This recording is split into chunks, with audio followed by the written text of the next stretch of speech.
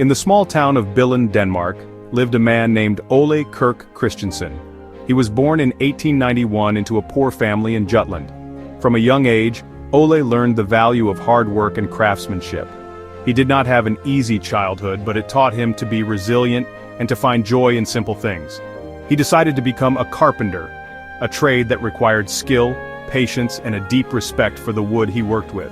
Ole was a master of his craft, known throughout his community for the beautiful furniture and houses he built.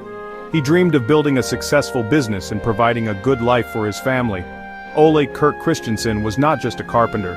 He was a family man. He married his beloved wife, Kirstine, and together, they had 4 sons. His family was the center of his world, and his workshop was the heart of their livelihood. He worked tirelessly, using his hands to shape wood into useful and beautiful objects. His business was small but steady, providing for his family's needs. He took great pride in his work, ensuring every piece he created was of the highest quality. Life seemed to be following a simple, happy path for the Christiansen family, built on the foundations of hard work and love. However, life often presents unexpected and difficult challenges. The world was changing, and the Great Depression brought economic hardship to many, including Ole's small carpentry business. Work became scarce, and making ends meet was a daily struggle. Then a profound tragedy struck his family. In 1932, his dear wife Kirstine passed away, leaving him a widower with 4 young sons to raise on his own. He was now a single father, facing not only financial difficulties, but also the immense emotional weight of raising his children without their mother. The weight of his loss was immense, but Ole Kirk Christiansen's spirit was not easily broken. He had to be strong for his boys, Godfred, Carl Georg, Johannes, and Gerhard. He knew he had to keep his business going to provide for them. The responsibility was enormous, but his love for his children gave him the strength to carry on. He continued his carpentry work, but the world around him was struggling, and so was his business. He needed a new idea, a new direction to navigate these difficult times and secure a future for his sons. This period of hardship would unexpectedly plant the seeds for an incredible new beginning. The challenges for Ole Kirk Christiansen were far from over. Just as he was trying to navigate his life as a single father and struggling business owner, another disaster struck. In 1924, a fire had already destroyed his workshop and home, but he had rebuilt. Then, in 1942, a second, more devastating fire ravaged his workshop again. Everything he had built, all his tools and materials, were turned to ash. It was a catastrophic blow that would have caused many to give up completely. He stood amidst the ruins of his livelihood, facing what seemed like an insurmountable obstacle. It was a moment of complete despair for the hard-working carpenter. Yet, in the face of this utter destruction, Ole's resilience shone through. Instead of surrendering to his misfortune, he saw an opportunity to rebuild, not just his workshop, but his entire business focus. With a small insurance payout and an unwavering determination, he decided to start again. During the difficult years of the Depression, he had already begun to make small wooden items to supplement his income. He made stepladders, ironing boards, and even small wooden toys to use up leftover scraps of wood. He noticed the joy these simple toys brought to his own children and to others in the community. This observation sparked a powerful idea. While furniture and houses were necessities, toys were a source of happiness and imagination. In a world filled with hardship, perhaps what people needed most was a little bit of joy. Ole decided to shift his focus primarily to toy making. He began crafting beautiful, high-quality wooden toys.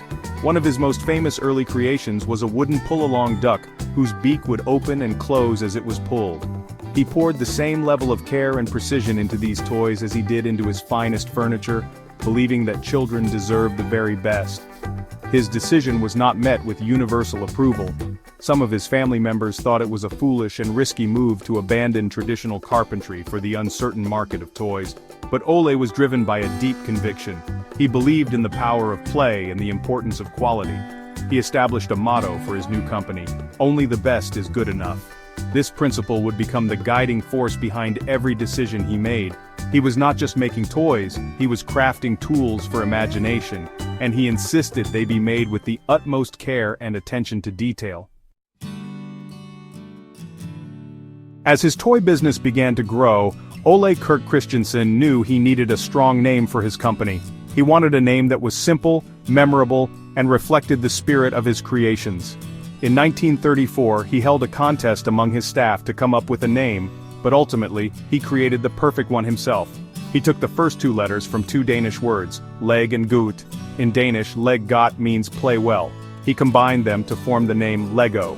It was a simple yet profound name that perfectly captured his mission to create toys that encouraged children to play well and creatively.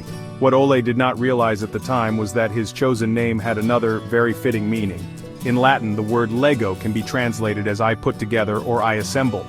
This was a remarkable coincidence that would become incredibly significant in the years to come, especially as the company moved towards construction toys.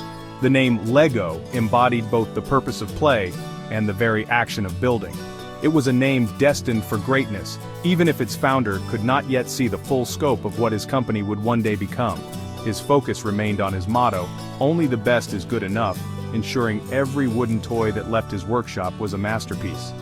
As the years passed, Ole's sons grew up, and his second son, Godfred Kirk Christiansen, showed a keen interest in the family business. From a young age, Godfred worked alongside his father in the workshop. He shared his father's passion for quality and innovation. Godfred was not just an employee, he was a partner in his father's vision. He brought new ideas and a fresh perspective to the company. Together they navigated the challenges of the post-war era, always looking for new ways to inspire children through play. Their partnership was a powerful combination of experience and youthful energy.